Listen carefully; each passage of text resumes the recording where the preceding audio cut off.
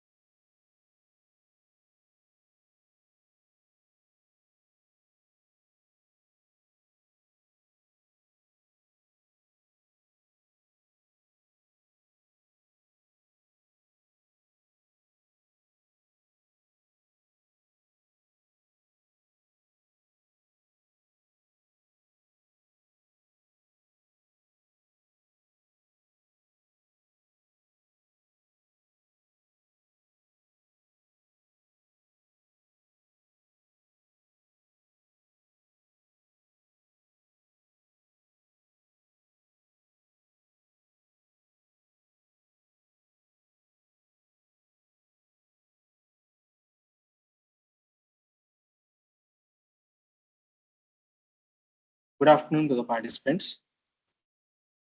Today, today your lecture is on role of paleoseismology in seismic hazard assessments by Dr. Swahanka Ghosh. She is a geoscientist uncovering the stories written in the landscapes and fault lines. As a postdoctoral researcher at the Chinese Academy of Geological Sciences, Beijing, she blends geology, geophysics, and remote sensing to trace past earthquakes and assess future seismic risks. With a background spanning academia, research, and scientific publishing, she is committed to advancing earthquake science while building knowledge for the resilient communities. Now I introduce Swahanka Ghosh to carry on her lecture. Thank you, Professor Kodimela, for the warm welcome. Good afternoon, everyone. And I acknowledge my sincere gratitude to the organizers and faculty members of Bapatla Engineering College.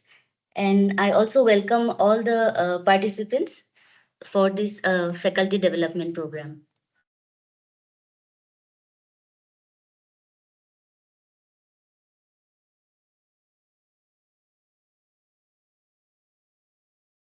So, is my screen visible? Yes, ma'am. It's visible. Yes, it is visible, ma'am. Okay.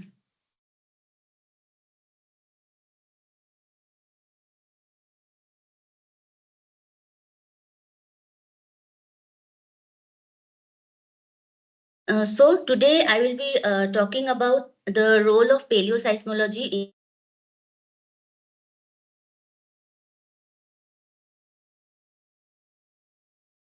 with a brief introduction of what is paleoseismology, basic terminology regarding active faults and paleoseismic events, the significance of paleoseismology in earthquake science, methods, a brief overview, then remnants of paleo earthquakes, and the various kinds of geomorphic landforms of active tectonics, which we need to identify in the satellite image or on the field, which is an integral part of paleoseismological techniques, and a case study which we had carried out in the Himalaya with a detailed methodology, basic measurements, a few limitations of this study, and a very small case specific study, especially for the civil engineers.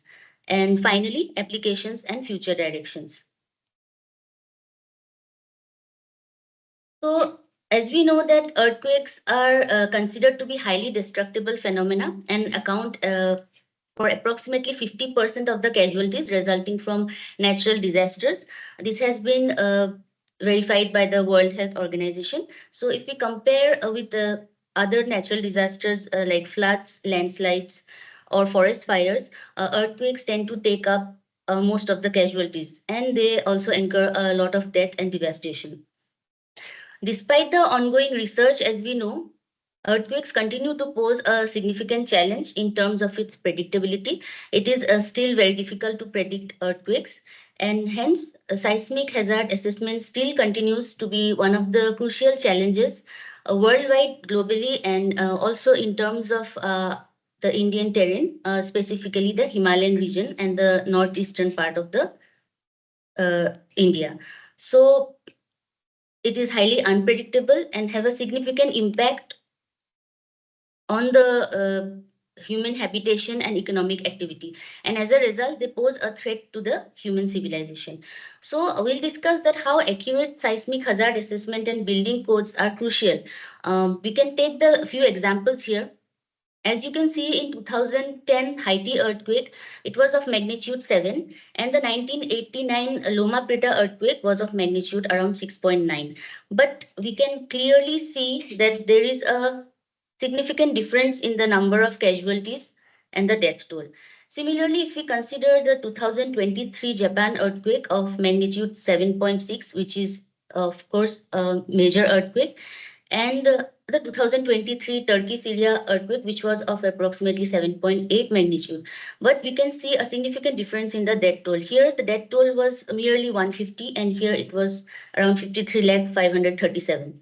So this proves the crucial point of why the accurate seismic hazard assessments are necessary. Japan has a very good seismic uh, uh, hazard planning, and their like the forecasting technologies are very advanced, and hence the construction and the urban planning is done kept in mind the seismic zones, and the building codes are also very proper, and hence we can see the death toll.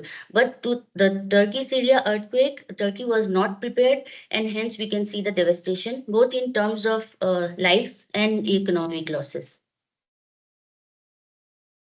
If we consider the state of Uttarakhand, which has been very much in the news these days in terms of eucalypt floods, landslides, also in the past due to earthquakes, nearly 78% of the surveyed public buildings would be entirely disrupted if an earthquake occurs be, beyond around magnitude 7, which has been already published in a paper.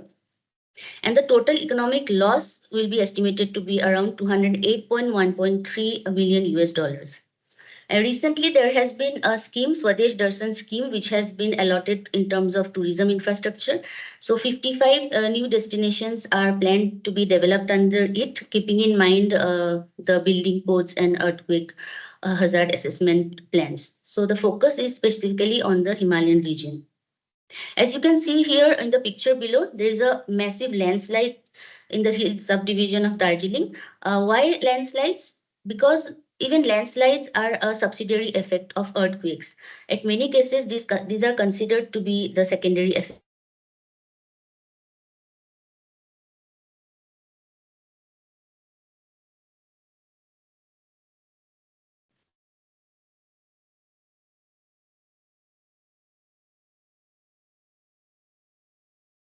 And few terminologies that what are actually faults and specifically what are active faults.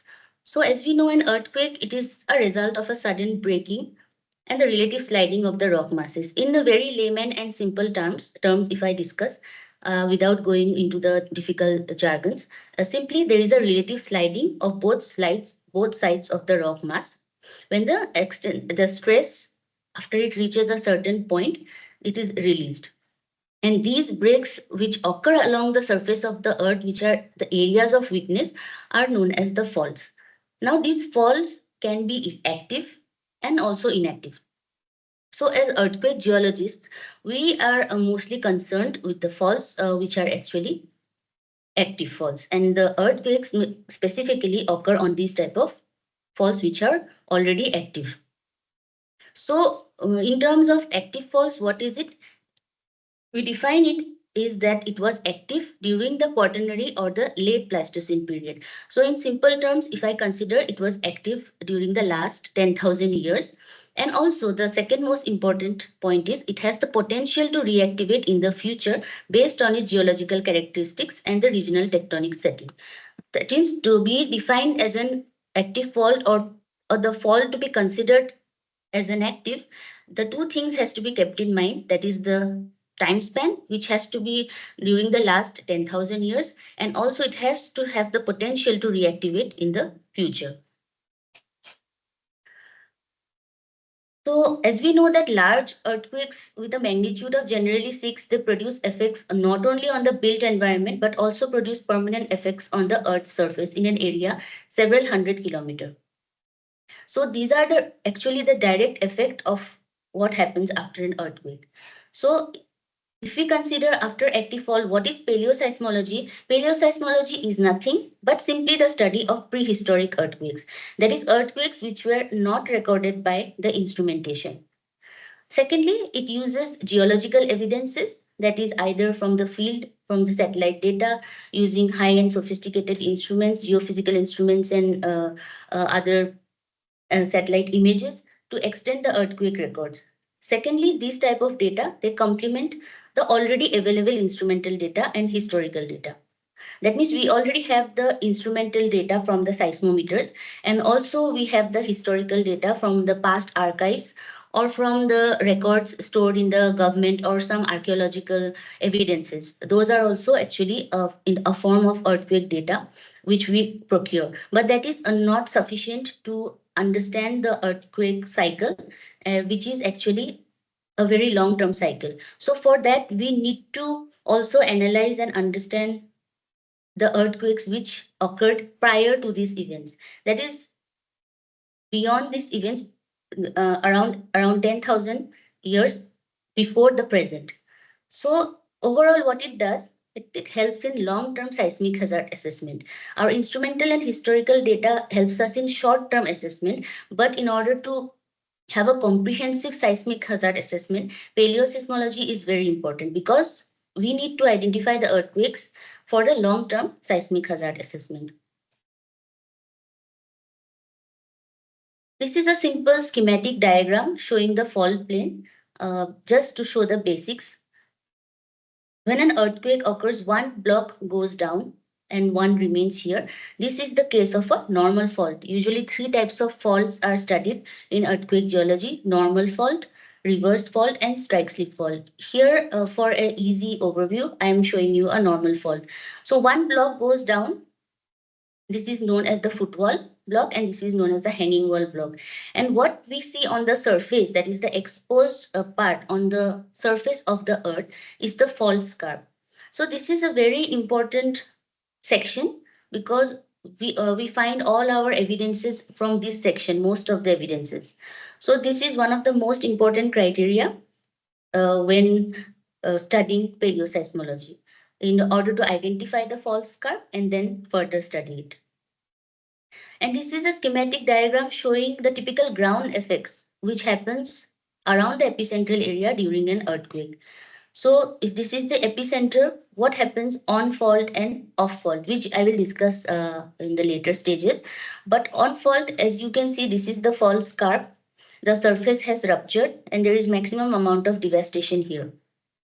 But we also observe a few secondary effects: landslides, liquefaction, where the pore water pressure in between the rocks uh, is very less, they get compressed and the entire strata becomes liquefied. And then because of liquefaction, the ground, almost the soil starts behaving in the form of a liquid, and there is extensive lateral spreading. This type of situation, if we may remember, occurred recently during the 2015 Nepal earthquake. Apart from the devastation in the epicentral region, we have seen a maximum amount of devastation because of the liquefaction features hundreds of kilometers away from the epicenter. Now, this also occurs, depends on the type of soil, and also the type of the devastation is directly proportional, we can say, to the type of buildings they have built, whether they have followed the proper building codes, and also if there is a high amount of population in those areas with the where the underlying strata is very is in the form of alluvium or loose soil, then there is maximum amount of devastation. So, and overall, we have realized that paleoseismology, what it focuses on, analyzing structural stratigraphic records and geomorphological expression. So we will be dealing with two type of records when studying paleoseismology. First, the structural records in the field, at stratigraphic record, that is how the different strata on the earth behave. We will record those and analyze, and specifically the geomorphological expression, that is how the topographical expressions changes. There are different kinds of features which are associated, and these will help us to ascertain the frequency, location, and magnitude of past earthquakes. So paleoseismology specifically deals and helps us to ascertain, number one, the frequency, the location where it has occurred, and the magnitude of the earthquakes that have occurred in the past. So it provides a long-term earthquake record because, as I have already mentioned, the data extends beyond the instrumental and historical period. This schematic diagram, I suppose, will give a better overview.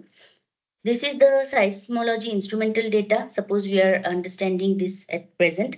We are going back 5,000 years. We have the historical data, but we are going from the present back to 10,000 years before present. This encompasses paleoseismology. And together with the historical data and the instrumentation data, we can come for a comprehensive hazard assessment. With only seismological data, it is difficult. Solely on the basis of historical data, the results are quite vague. So basically, it is an interdisciplinary method. And the development of which first led to the characterization of active fault as potential seismogenic sources, and subsequently to the identification of dating of geological records over time. So this study initially started with the 1906 San Francisco event in the United States, and also in the Assam 1897 earthquake and the 1923 Kanto earthquake in Japan. So post that, it is a new field, and post that there has been extensive studies on this regard.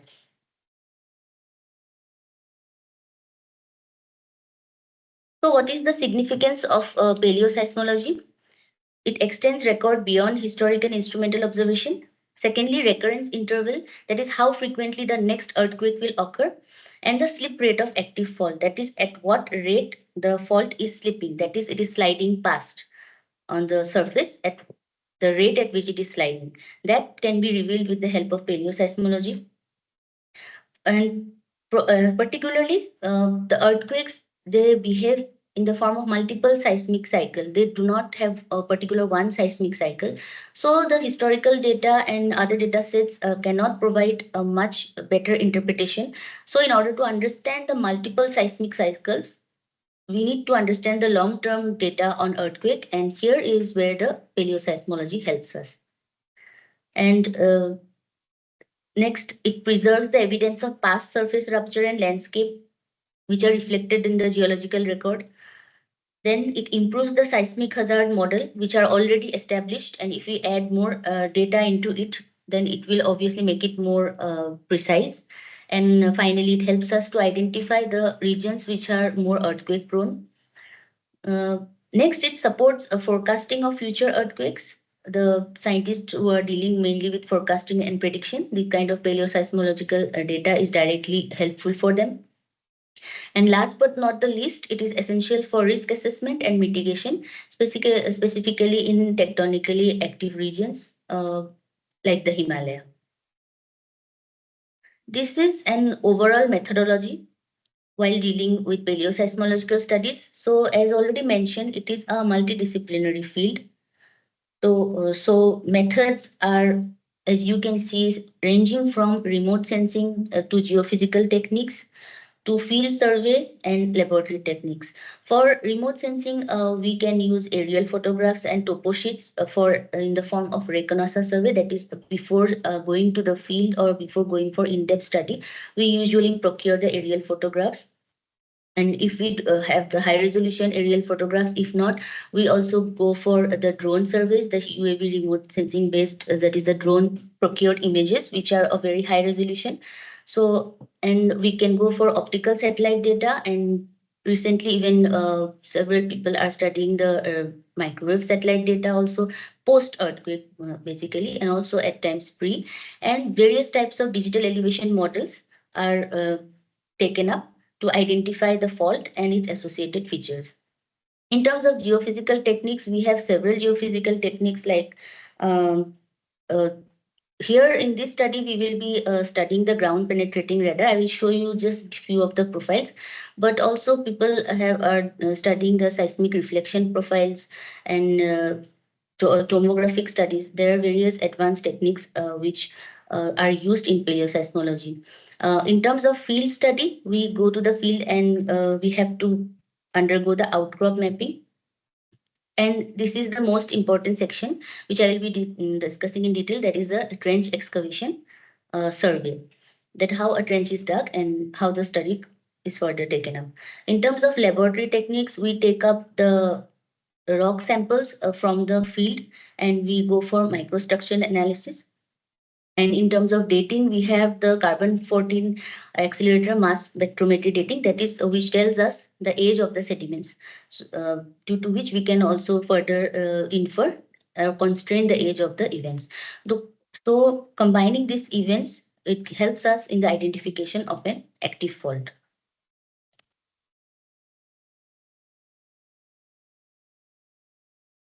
Now, remnants of paleo earthquakes, how are they stored? How do we understand what are the features? So that for that we need to understand that there are primary evidences and secondary evidences. I'm giving a very brief overview. These are very complex. Complex phenomena and deformation structures, but you can always go back and refer and study each of it. So for primary evidence, which are mainly due to the tectonic deformation occurring during the earthquake, that is co-seismic. When it occurs during the time of an event, that is earthquake event along the fault, we term it as co-seismic slip. It occurs on top of the on the fault. So the features for which we should look out are the scarps. As I had mentioned in the previous slide, I had showed the fault plane, and that is a scarp. Then the strata, different kind of strata are folded. So we look out for folds, colluvial wedges inside the trench excavation, and also different folded strata. For off fault, that is little bit away from the fault, we observe tilted surface, uplifted or drowned shorelines in case the earthquake has occurred near to the kind of a tsunami near the, like we observed during the Andaman Sumatra earthquake. So the shorelines are uplifted or drowned. And also in near to a river, we can observe uplifted terraces along the valleys and unconformities and tsunamis, as already mentioned. So these are the features which we look out for. Now, in terms of secondary evidence which occurs due to seismic shaking, on fault we can observe liquefaction features which are further divided into the sand blows, fissures, lateral spreading, sediment compaction, and there are various more features. I have just mentioned a few. And off fault, we observe soft sediment deformation features, which are known as seismites, which are in the form of convolute beds, sand dikes, turbidites. Rapid sedimentation occurs, and there is sudden shifting and transportation of boulders, that is, huge blocks of rock. So that can only occur during the event of an earthquake. So what are the direct and indirect geological effects in turn? Direct effects include a surface faulting and vertical ground displacement, as already mentioned, which are clearly visible on the ground, or we can observe it on the satellite image. Indirect effects include liquefaction, landslides, collapses, and seaquakes in the form of tsunamis, secondary damage from seismic waves. And also liquefaction, as if we further understand this phenomena, it happens in loose water-saturated sandy soils under immense seismic pressure. The soil strength completely loses and it starts to behave like a liquid.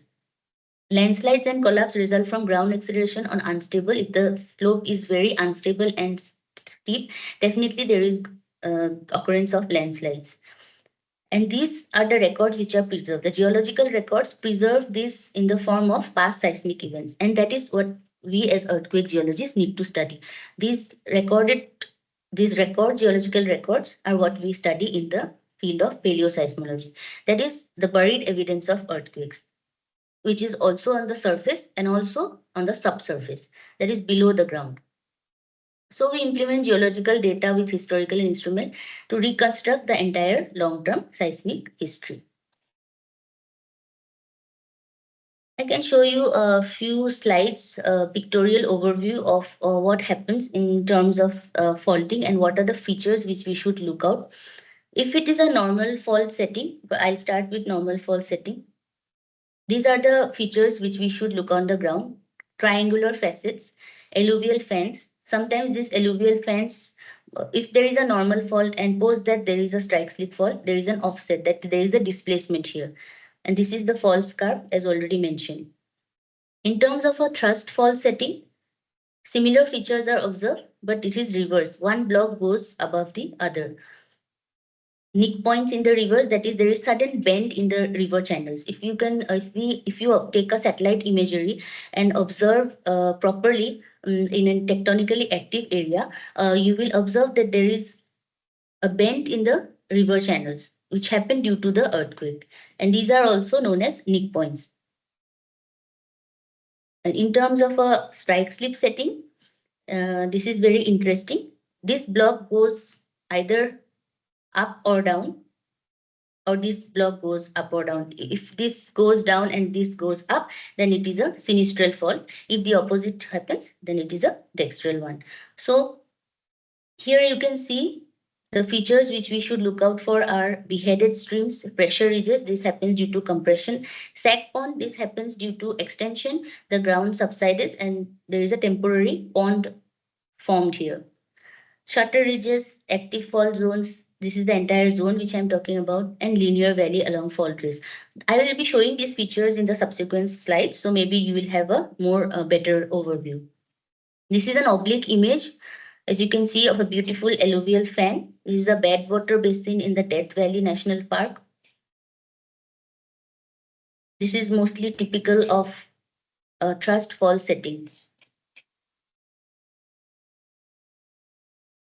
So as mentioned in the previous slide, landforms of strike slip faulting, which we should look out for, that is linear valleys, deflected streams, as I had mentioned. Suppose there is a drainage flowing from here. If a faulting activity occurs, this drainage will not go straight like this. Instead, this will deflect and go like this. This is the case we observe here. We can see a slight deflection. This is the stream. It goes towards the right and then it flows here. So this is the phenomena one we should look out for. Offset streams, it is a similar thing.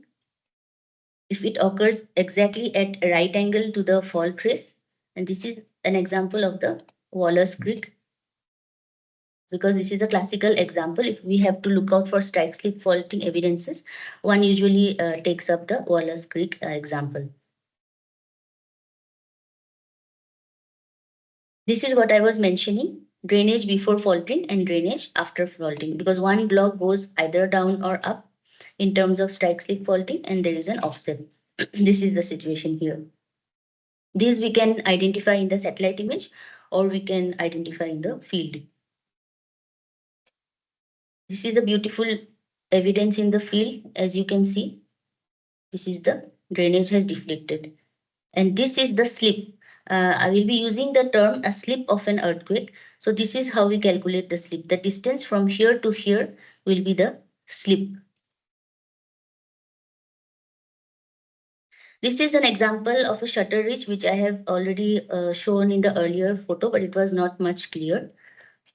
So as you can see, this block goes this side, this block moves here. So this is the uplifted block here. And this uplifted block is known as the shutter ridge. A ridge which has moved along a fault line, blocking or diverting the drainage, it creates a valley corresponding to the alignment of the fault.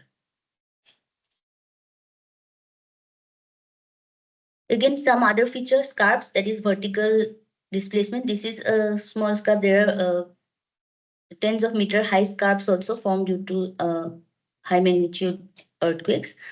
And topographic relief on displaced landform results in fault parallel scarp.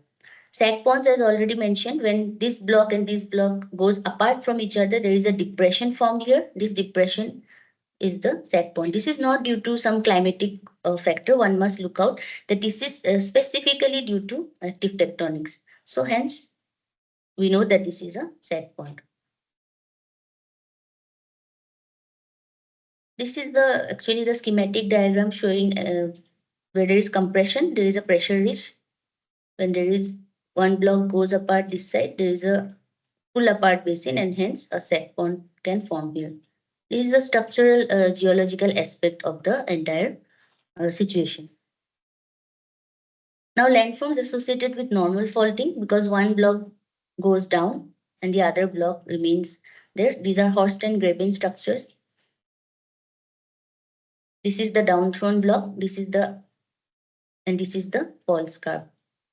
So both sides, this block goes down. This is the graben. If the block goes up, then this is a horst. This type of pictures we can observe in the satellite image or in the Google Earth imagery. This is typical of normal fault. That is, these are known as triangular facets. So coming to the methodology, brief overview of the methods we use in paleoseismology. That is trenching across active faults, stratigraphic analysis, radiocarbon dating, and geomorphic markers. Geomorphic markers we have already discussed. This I have discussed prior to the other methods because this is actually the preliminary method. Later we will understand the trenching, which is, and this stratigraphic analysis is a part of the trench activity. And last but not the least, we will not go into the dating section because it is an altogether different study, which is a little out of scope of this presentation. But we can understand that what is the role of dating in this trench activity. So paleoseismic evidence, fault scarp and surface feature, liquefaction, landslide deposit. This is an overview of what we have discussed in the previous slide. Now coming to the case study and coming to paleoseismological studies in the Himalaya. You can see I have marked, this is the entire Himalayan terrain. As we can know that these plates are moving around at the rate of 40 to 50 millimeter per year, and there is intense deformation in this zone. And there are huge thrust faults, that is Himalayan thrust fault. As you can see here, I have marked the trench excavation studies which have been undertaken till date. I have marked around 33 or 31 trench excavation studies by various authors. So the present study we are dealing with will be somewhere here. So the one significant research gap which we are dealing in the Himalayas are most of these faults or trench excavation studies are taken up in the Himalayan frontal zone, that is the frontal region, this region, and very less studies have been taken up in the hinterland, that is in the main boundary thrust region, the hinter area. So this is a research gap which we are focusing. Let's focus on the variable nature of rupture pattern. The rupture pattern in the Himalaya is very complex and variable. And there is a lack of correlation between the current seismic potential with paleoseismological findings. So for other countries, the active fault map has been completed for the developed countries. But for India, we are yet to complete our active fault map. And hence, post that, we will have a better, robust forecasting or earthquake hazard assessment studies. So the San Andreas Fault in California, USA actually has the best documented record of paleo earthquakes. If you Google or if you search for the San Andreas Fault, that is, you will get the classical example of how they have recorded each and every paleo earthquake which has occurred along that fault. So description of large magnitude historic ruptures in 1906, 1857 are supplemented by a record of paleo earthquakes at many sites along this 1,000-kilometer long fault. So it's a very huge fault, and this is a classical example. You might want to go back and look at the San Andreas fault system. So overall key understanding still date that the active fault database for India at a regional scale is still incomplete. We have the global maps, we have the major fault lines marked, but at a regional scale, our maps are not yet ready. However, despite the availability of many freely available satellite data sets, the digital elevation model, there has been very less research with respect to which digital elevation model is good for morphotectonic studies or paleoseismological active tectonic studies for the Himalaya. There have been very less research which has been conducted with respect to the accuracy, efficiency, and applicability of best possible spaceborne digital elevation models, especially for morphotectonic analysis. As in the previous slide, we have observed trench excavation surveys have been conducted at 31 sites As displayed, maximum number of paleoseismological trenches have been excavated in the frontal region of the Himalaya, except only a few, that is trench 1, 2, 4, 5, 13, 15, 16 in the hinterland. That is, the ones marked in red are only the trenches which are in the hinterland region. So there is a lot of lack of studies, and a lot needs to be done. So earthquake catalogs also in majority of the regions in the world provide a record spanning of only few centimeter to few thousand years. Such temporal scales in terms of geological time scales, few centuries or few thousand years is very less. So this is insufficient for capturing the long-term seismic cycle, which are actually characteristics of majority fault in the Himalayas. In the Himalayas, most of the faults, they follow the long-term seismic cycles. Now coming to a case study which we have taken up in the hinterland region of the Himalaya near to the Doon Valley. This is the Trans-Yamuna active fault region. This is trans to the Yamuna region. It is in the hinterland and hence Trans-Yamuna. It is juxtaposed between two major fault systems, as you can see, the Yamuna tear fault and the Ganga tear fault here. Here is the Himalayan frontal thrust and here is the main boundary thrust. So this fault crosscuts the main boundary thrust. It is extremely active. It consists of three sets of an inclined set of faults. That is, number one is the Sirmurital fault, number two Dhamao fault, and number three Bharli fault. We'll be focusing more for this presentation only a brief overview of the Bharli fault. This is the satellite image DEM. The background is a digital elevation model. This is a shuttle radar topographic mission SRTM DEM of this section.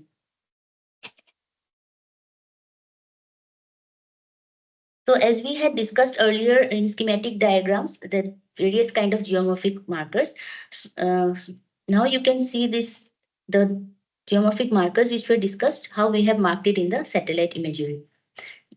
If you observe minutely, you will see that the streams are offset in these regions. If this is the fault, the streams are slightly bended. So these we have marked it. This is the fault region. We had discussed regarding pressure ridge. Here we have a very beautiful pressure ridge. This is the zoomed up view. And this is the sag pond which we were talking about. There is a sag pond out here. This is the enlarged image. So whatever we had discussed in the form of schematic, finally we could observe it in the satellite image. This is how we marked it. And finally we could also observe it in the field. If we observe this field photograph, we can see that the rocks are highly deformed and sheared along the fault.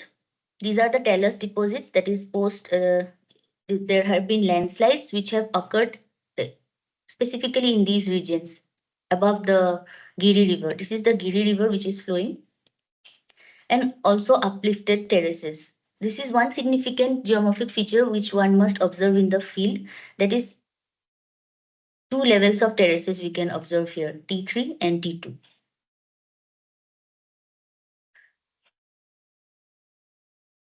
This is a high resolution DEM of 5 meter, which was prepared using the Indian Space Research Organization Cartosat 1 stereo pair.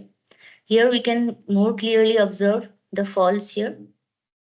Minutely, you can see that there has been these linear markings are the faults.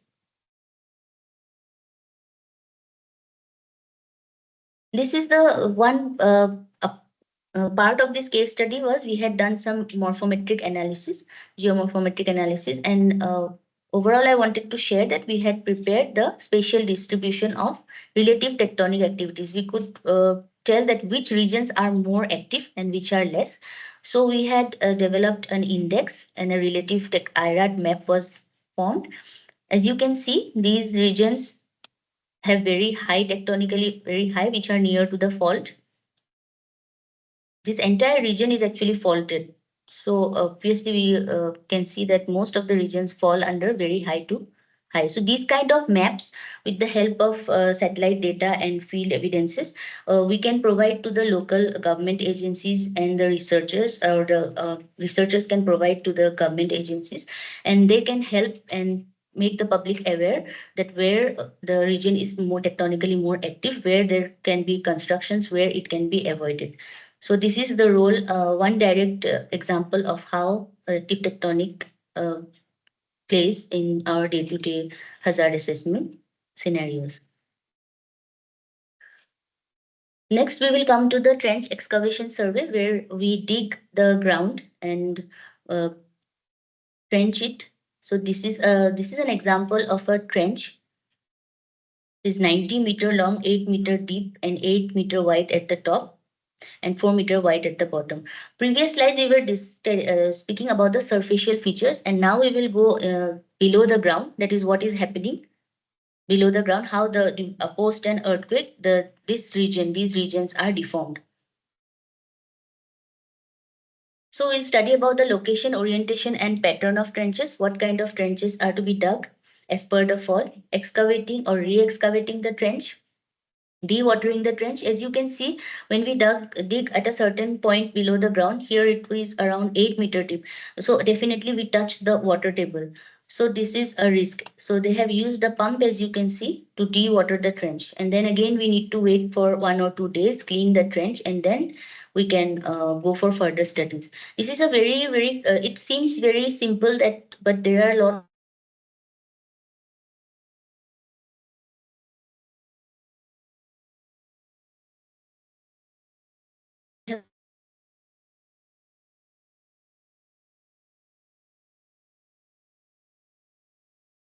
we need to prepare the trench for logging.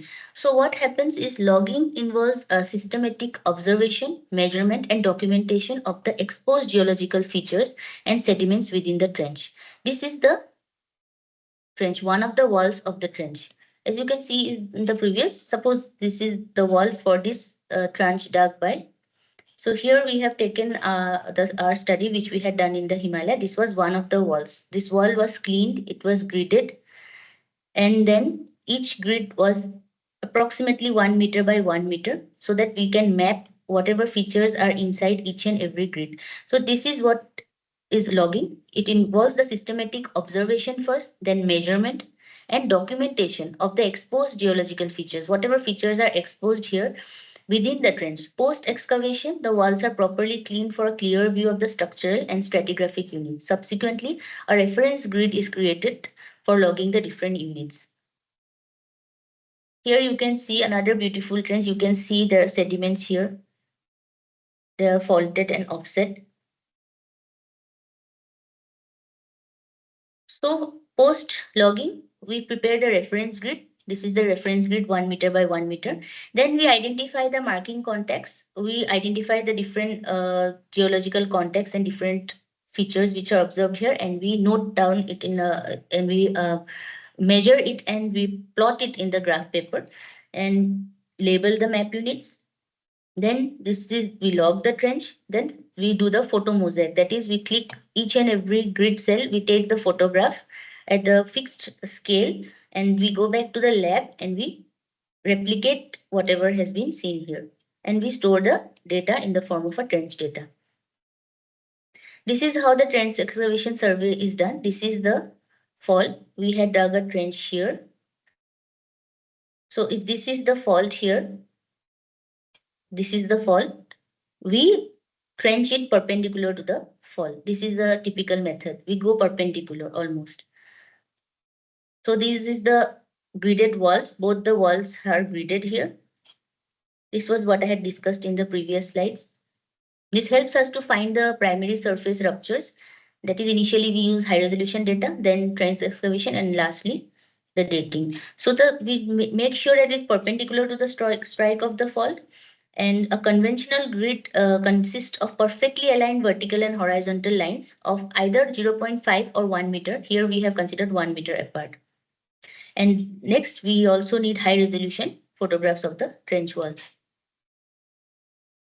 There are various kind of trench patterns. This I am showing you a very basic type of trench patterns. Typically, we go for type 1, single slot, or if there is more complex methods to be studied, we go for type 2, type 3, type 4, multi-step, type 5, one-sided slope, and type 6, two-sided slope. But these are again cost effective. these are quite expensive and this is quite cost effective. So apart from the trench orientation, pattern are also given equal importance. So selected as per the stability of the trench wall. So we also need to see how stable the walls are on the both sides, and then we can go for this type of patterns. And also the type of lithology, that is the type of rock types, and where is the water table at what depth, and also the logistic conditions. As observed in this figure, we can see the single slot type 1 trench pattern is the most favorable one due to its time efficiency and of course minimum excavation requirements. Type 2 and 3 are of greater depth. These are also done only at a few places. This is a very beautiful example, as you can see, of a bench trench across a 23-meter high normal fall scarp on the Wasatch Falls zone in Utah. You can see the deep inner slot, which is there shored, and small vertical boards are placed here to assist in climbing. So each and every unit are marked by the geologist here, and finally they will map it and then photo mosaic it and later understand how are the different strata deformed or shifted post an earthquake. This is the field example. We also observed a sack pond in our area, as we had seen in the previous slides. A very classical example. Our scarp was around 8 to 10-meter high. This is the trench T2, and here we had dug another trench T1. So prior to the I will mention that prior to trenching, we also go for various kind of geophysical sophisticated methods. We have gone for the ground penetrating radar survey in order to understand what is happening in the subsurface, how the different uh, lithology is behaving. So this is usually done before the trench excavation survey. Before we go for trenching, at times if we would like to verify, we go for the ground penetrating radar survey. So here are the results, what we observed, similar to what has we observed in the field. This is one block, the footwall. This is the hanging wall. This is going down. Here you can see there is offset. And this is a huge block of post-set depositional sediment. So we need to map these units. We need to observe these units at great detail. So we need to observe and then understand what is happening to the the radiogram profiles. This is, we have used a 100 megahertz frequency antenna, which gave us results around 4-meter depth. Next, we use a 200 megahertz antenna. Here you can see the depth of penetration. And here we are using a 600 megahertz antenna. This is a more clear-cut picture. And depth of penetration is still around 3 meter here.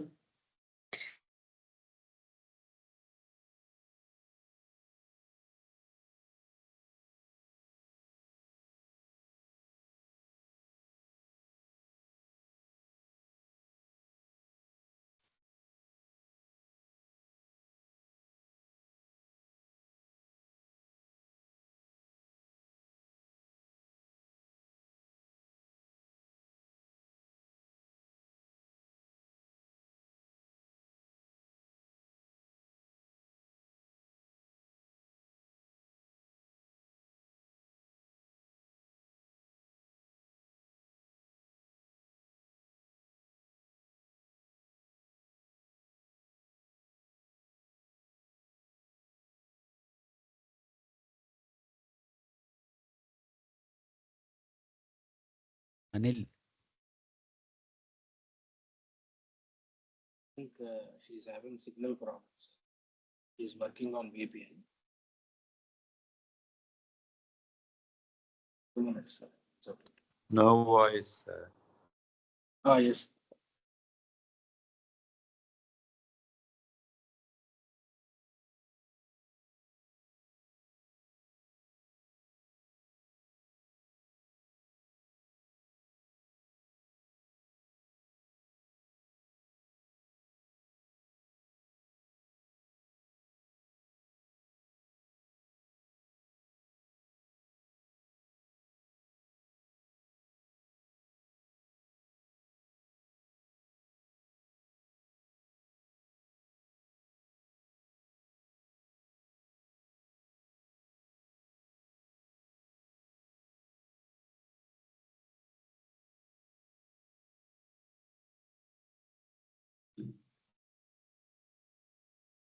Am I audible? Yes, ma'am. Oh, okay. Yes.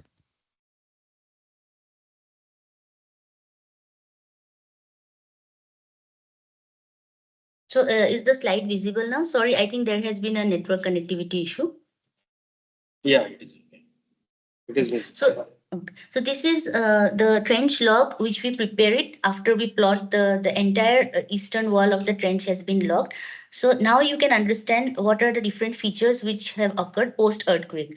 So if there has been no earthquake, these sediments would have been lying parallel to each other, right?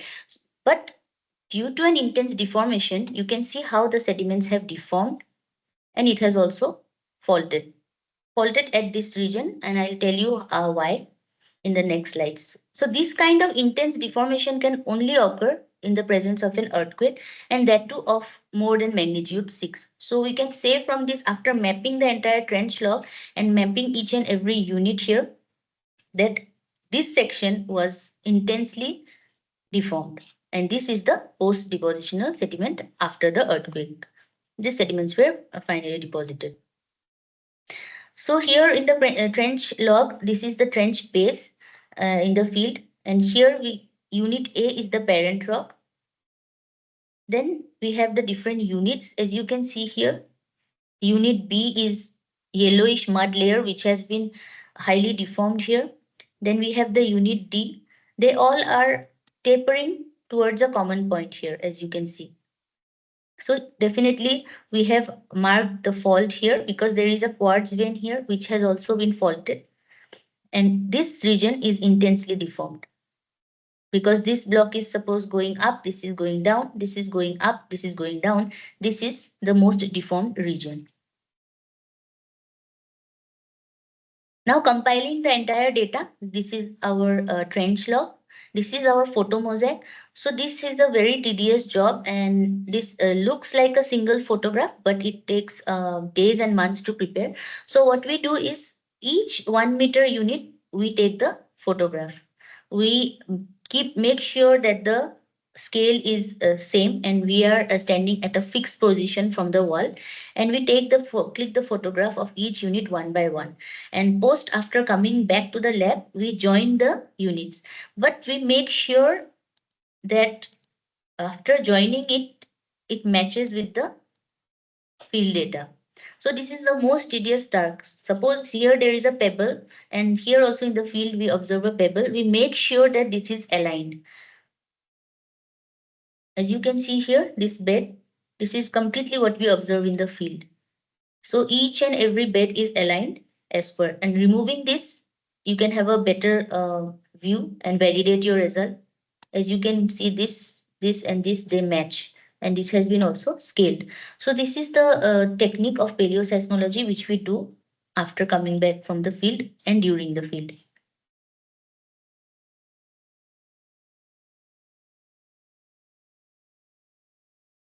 So a typical lithologic description of a unit, when we go for lithological description, what should be considered? Suppose here we have marked the units, different units. So we make sure that the color is mentioned, the dominant grain size is mentioned, whether it is a gravel, silt, clay, volume percentage of class, whether it is more than 2 mm in diameter in case of gravel. In case of silt, it will be different. Then what is the class diameter? What is the average in the entire this section? What is the maximum? The class shape, how is it sorted? Is it sorted properly? It is well sorted or is it unsorted?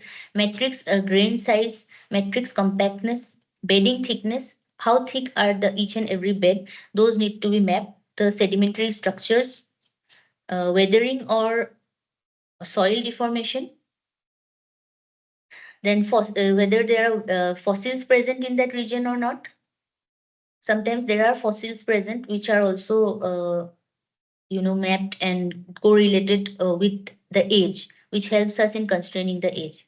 Nature of bounding contacts, deformation structures, and genetic interpretation. The mappable units defined in a trench exposure are based on the experience of the trench logger. So with more experience, our trench log is more refined. As a general rule, units are distinguished as discrete deposits that are composed of consistent lithology and weathering characteristics. This you can see an example of clean trenching, which they have done in a golf course. So this is a golf course, but there a fault happens to pass through this golf course. Then of course the earthquake geologists had to dig it and understand what is at the subsurface. So this is not a huge trench, it is a very small one. So small backhoe loader was placed and hauled. The trench was then fenced and covered with polywood sheets when loggers were not present, so that some wild animals or they don't, fall into it. So when we look at our trench, these are the kind of deformation features which we should observe, which happens due to the earthquake. Can you see the intense level of shearing here?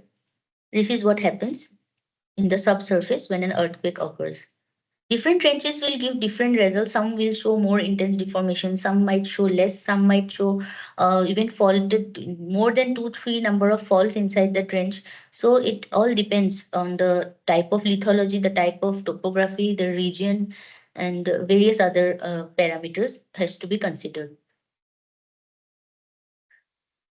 This is the eastern wall of the trench and this is the front wall. Here I had mentioned that we had noticed a quartzite vein.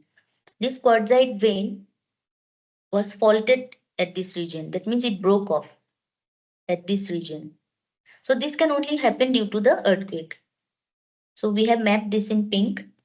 This is a example of how it has been faulted. Now we had discussed regarding the secondary features, that is soft sediment deformation features.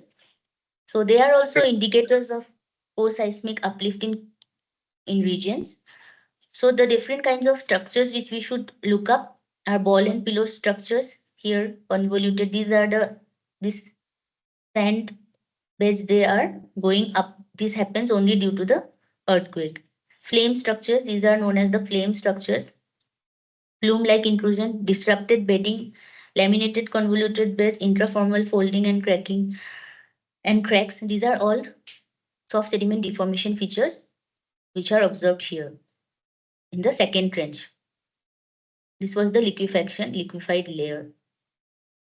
So layer D, as we observe, is sandwiched between, if there are two horizontal layers with little or no deformation, and in between we have deformation, then we can say that this is a part of a soft sediment deformation feature, and we classify it as an SSD.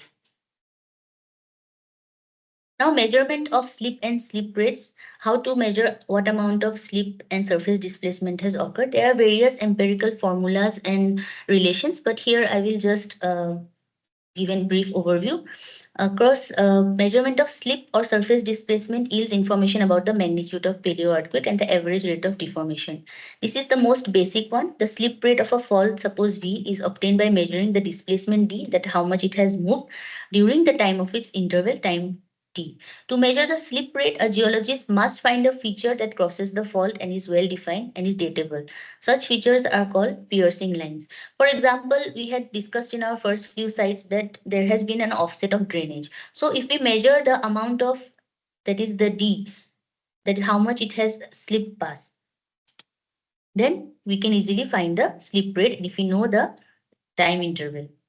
So anthropogenic piercing lines include walls, row crops, rice paddy boundaries, fences, and roads. Because due to an earthquake, post-earthquake, the roads might shift, the fences might also shift. So from here, we can also calculate the D. The ideal piercing line crossing the fault is always at a right angle, is always linear, and has the same trend line on either side of the fault zone, and is of the same age. These are again very complex equations which we take up. I'm just giving a brief overview. For different type of fault types, that is strike, slip, reverse, normal, we use the empirical regression relationships which have been given by Wells and Coppersmith. So if we know that is the displacement in meters, that is B, and A is the constant, and here if we have these values, then we can easily predict the magnitude of the earthquake. And if we also have that is the surface rupture length in kilometer, that is how much the post earthquake, how much of the ground has ruptured. If we also have the SRL value, then also we can use these empirical relationships and we can calculate and analyze. So limitations in paleoseismology. First limitation, it is always requires the exposed fault or sediments. There might be uncertainties in dating when we try to date the sediments using carbon-14 dating methods. There may be an error of plus minus several years. So there is an uncertainty involved. There might be incomplete records also, and there is regional preservation differences. Suppose in some regions there is a lot of huge amount of weathering and erosion due to rainfall. So these exposed sediments or faults might not be preserved as we wish. Sometimes it might lose its actual structure. So that is one limitation in paleoseismology. Now, for civil engineers, how can paleoseismology be helpful?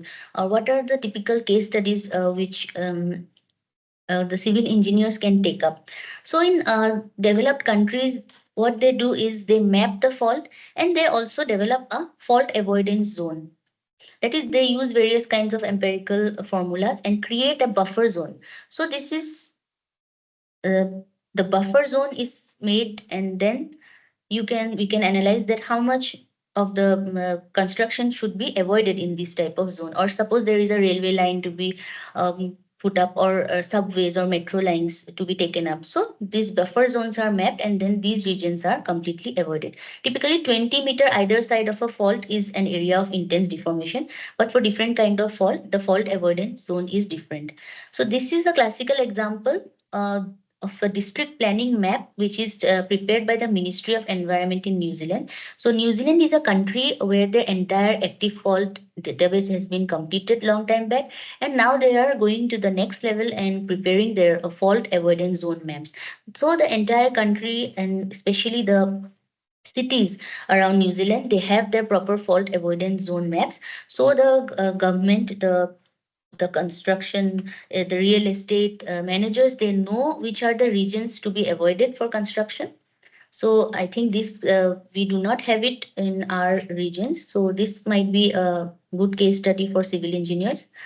For that, you will need different kind of data, as I have told you that it is a multidisciplinary science. So you will need the fault trace map, which is available in the websites and its various literature and papers, although it is still incomplete, but for several regions it is there. You might need a high resolution digital elevation model. Either you can go for the UAV based drone data sets, which are very high resolution. Then we need to map the geomorphic features, which I had mentioned in the previous slides, the different kind of features associated with the fault. And other kinds of satellite data you can incorporate. You can also incorporate the GPR data sets. And finally, you can prepare the fault avoidance zone map. I'll not go in detail with the equations. You can go through this paper by Langridge et al. 2011, that how the equations have been devised and how this FAZ has been computed. So it will provide with accurate up-to-date fault zone maps, scalability and adaptability. These equations, buffer zones are used, can be fitted for any active fault, and it is scalable nationwide. So you can modify it as per your area and as per the length of the fault. Your FAZ will change, obviously. So this is how the final map will look like. This is for the Greendale fault. This is a very active fault in Canterbury, New Zealand, and this is how they have used this for land use planning. They have made this fault avoidance zone, which is very well defined. This is distributed. They have again subdivided the fault avoidance zone into 3 different types, and this is again uncertain. So this is directly provided to the land use planning, and it is utilized. So the Indian government also allotted around this much amount of money for the NDMF fund 2021-2026. So 750 crore earned market for managing seismic risk in 10 hill stations. This shows our commitment to disaster preparedness, but still we have a long way to go. So a survey which was conducted found that nearly 50% of public infrastructure in India lacks adequate disaster management. So this shows our strong demand for risk management solution, especially in the developed cities which are very highly populated. So if this kind of studies can be, our target audience can be government employees, urban planners, real estate developers, and general contractors. This is again another map showing the damage by natural disaster from 1900 to 2023.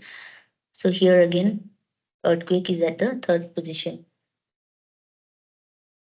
This is the database of New Zealand, which I was talking about. Maybe you all can go back and check the New Zealand active fault dataset map. This is the website GNS Science. And then this is an interactive dashboard they have prepared. You can click on each and every fault and it will give the entire history of the fault.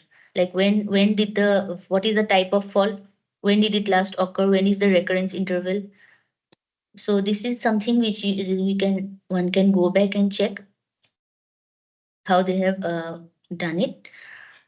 For finally, applications and future directions, how this can be useful for a seismic hazard assessment. Firstly, paleoseismology will help you to for source characterization, that is seismic source characterization. It will identify the location of the fault, the geometry, slip rate, recurrence interval, and the history. Maximum earthquake size also can be computed from segmentation models and various other using various empirical formulas. Hazard assessment approaches, it will help in emergency response and mitigation because we can identify the fault zone earlier, which will we can guide the land use restriction. Then we can classify the fault zone by its rupture potential and expected displacement, how each fault will behave in terms if an earthquake occurs, how it will displace.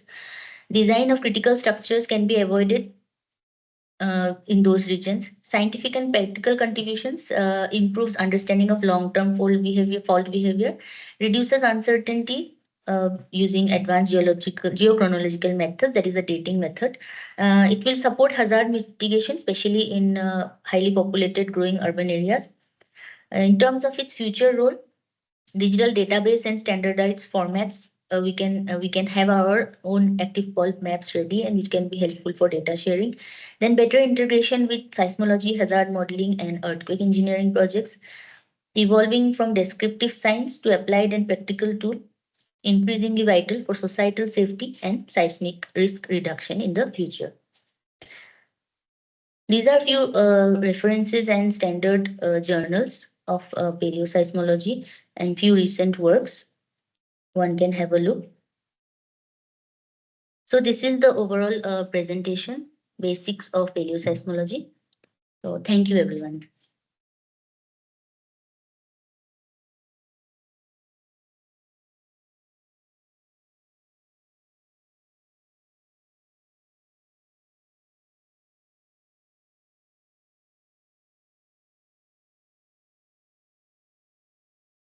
Yes, participants, any doubts?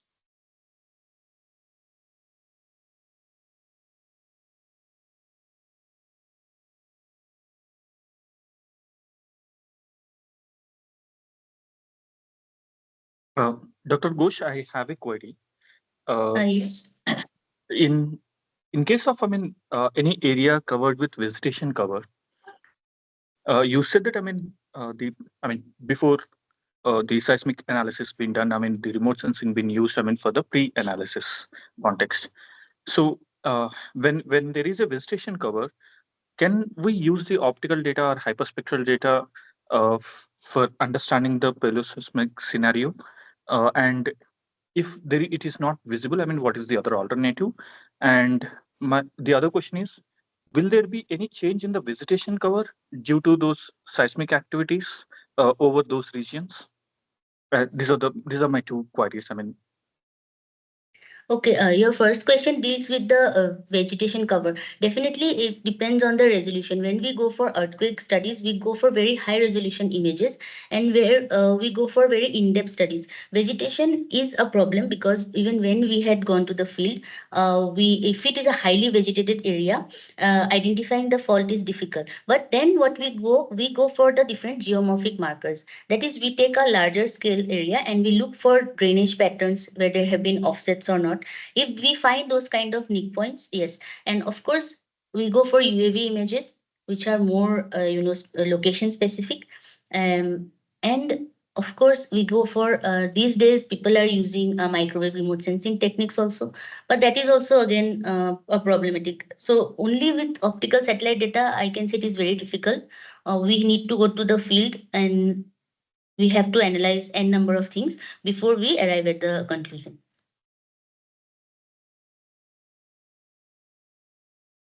And your second question deals with, pardon, can you repeat it? I did not get understand. Will there be any will there be any changes in the vegetation cover along the fault line because No, of the actually, seismic activity? no, actually, these earthquakes have occurred, if they have occurred millions of years before, and we are only dealing with paleoseismology, that the earthquake had occurred long time, 10,000 years before. So, of course, the entire scenario on the subsurface surface has changed. But if you see recently, if you have seen that there is a earthquake, the Nepal earthquake, then of course there will be a change because the entire region will be deformed. There will be liquefaction, so the entire vegetation also gets disrupted.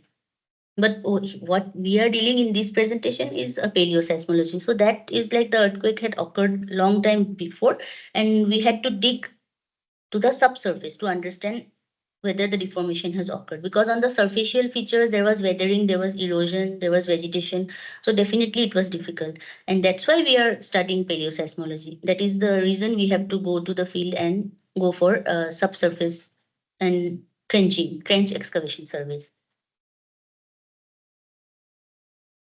Okay, thank you. Thank you.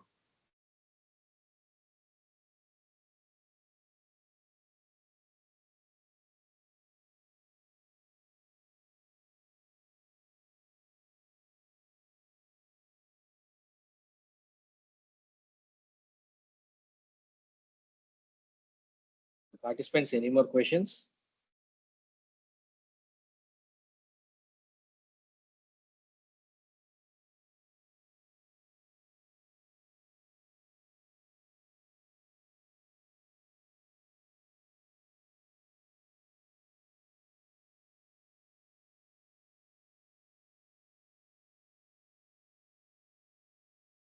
Dr. Ghosh, no more questions from the participants. Oh. So thank you for your good presentation. Oh, thank you, sir. So the next presentation starts at 3:30. So the resource person, Dr. Abranch, will be joining by within 10 minutes more. Okay, so we'll start our session at 3:30 p.m. Thank you.